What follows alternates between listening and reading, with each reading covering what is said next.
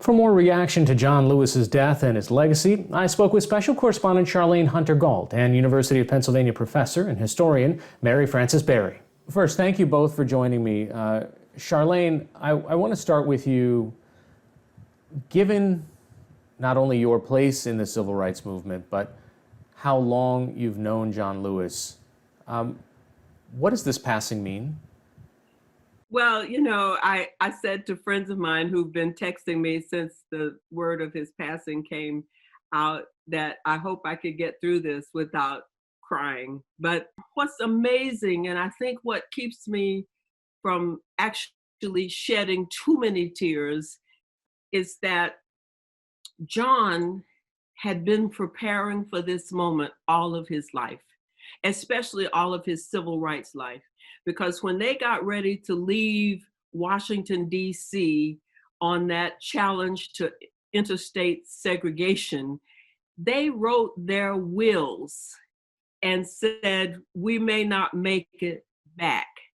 So John has been prepared to transition, as we say, all of his life. He was so strong that even at that young age, he was so dedicated to the proposition of ending segregation and everything that it meant that he was prepared to die.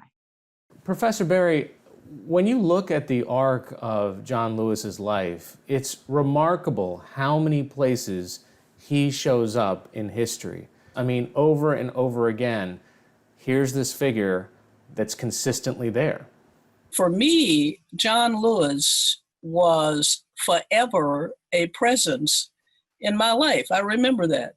All my whole life, I'm 82 now, since my adult life, John Lewis has been a presence. I'm from Nashville, and it was Nashville where he went to American Baptist Seminary, and it's Nashville where he and Diane Nash and other people started the Nashville protests, and it's Nashville where my little brother, my youngest brother, who was 12 years old, heard on the radio them talking about it and ran out of school and took all of his classmates with him and ran down to sit in. So he was there. That American Baptist is relevant to all of our lives. Jim Lawson, who taught them about nonviolence right there in Nashville. And after that, even until the present, John Lewis from time to time pops up in things that I'm doing, he's doing.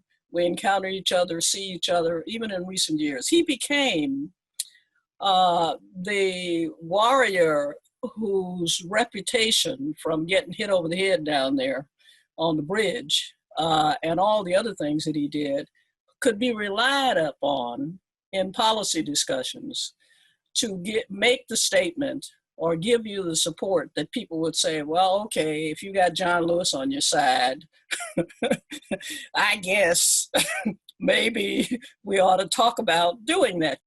He was principled. He did what he thought he should do. But if he thought somebody else knew more than he did or had more experience than he did, he would listen prayerfully because he was a spiritual guy too. He was practical, but he was spiritual and he was courageous and he was useful to the movement forever because just saying his name or getting his support could be crucial at important times. I want to ask you both this question. Charlayne, you first. In the context of what is happening in America today, the rise of the Black Lives Matter movement, the protests after George Floyd, and given how John Lewis perceived this struggle as a lifelong one, put that in context for us.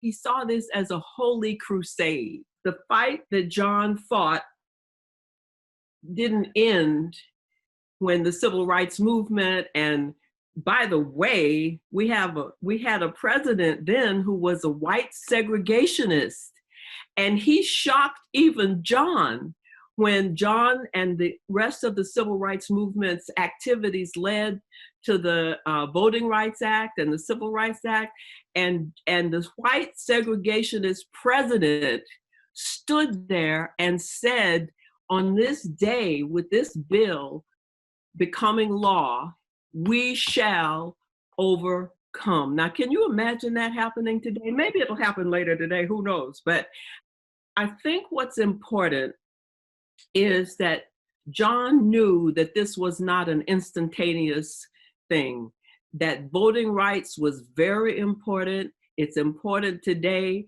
because what we see that they fought against, voting rights, is now on the table, and there are efforts to limit many people, including people of color, from voting.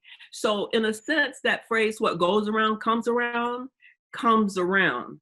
And so I think that the fact that so many young people today respect and honor John Lewis also need to to know that what we need today is a coalition of the generations, younger people, older people, getting together to do the kinds of things that have been done all along, that John thought and fought for was so necessary. The Freedom Rides were the first ones to get international attention. We have that today. But what we also need is what John and so many others did. Once they finished protesting, they went down to those communities and worked hard, face to face, and now with masks, I hope, getting people to register to vote. There's lessons learned from John Lewis's past that are every bit as relevant today. Make good trouble and keep on keeping on is what John, I think, might say today. Well, I would like to add to that and to say something that's a little contrary, but I have a habit of being contrary. I'm well known for that. John, I think, would want the Black Lives Matter movement to be more focused. One of the things he loved about Martin Luther King is that Martin's mind would organize things and ideas and goals and what it is we're trying to do. He admired that sharpness. And then one of the things that he learned in a life in politics was that if you want something, you have to pick what you want and then figure out a strategy to get that. And I think he would find that he'd like the Black Lives Matter and did movement because it's nonviolent and it's a protest movement. And we know that nonviolent protest is an essential ingredient of politics. He knew that, he lived by that. But he would also worry about whether the movement would accomplish anything because he would be worried about the diffuse nature of it and whether it could persist and flow. And also, while he would urge people to vote, and certainly he did, and he was a politician, and he wanted them to vote for him and other people like him if he could, he believed that you have to do more than vote.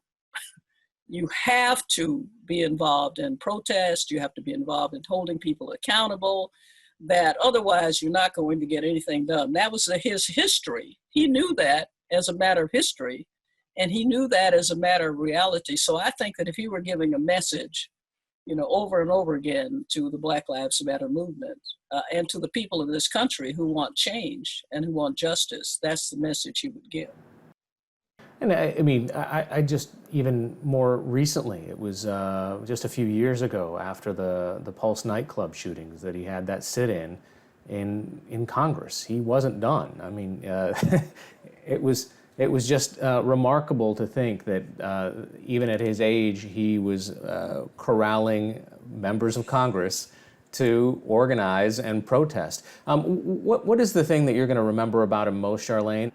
Well, John was undeterred by any obstacle.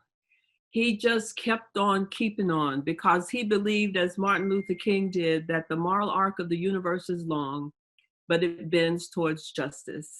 And he was prepared, willing, and able to walk that moral arc from all those places where he took the first blow for freedom as he got off a bus and got knocked down and got knocked unconscious. But he kept on walking. And I think that's his legacy. John is one of the pioneers in our struggle to make America be what it can be. And that is a place that he, John, and Martin Luther King, and all of the rest of them said is a place where you will be judged not by the color of your skin, because remember, the movement was interracial and white people died for us just as Black people did. So this country must follow this notion that, well, this principle that we must all be judged not by the color of our skins, but by the content of our character. That is the message I think that John is, I think he's sending it to me right now. Well, and I certainly hope that the day will come when that will be true with all of us. And but I think what I remember about him, I remember a lot, but the main thing that sticks in my mind always is that he was principled. He never gave up on his principles. He found a way. He was like the Energizer Bunny. He just kept going and going and going. I see him just going and going and going, and always sticking to his principles. All right, Professor Mary Frances Berry and Charlayne Hunter-Gault, thank you both. Thank you. Thank you. Great to be with you.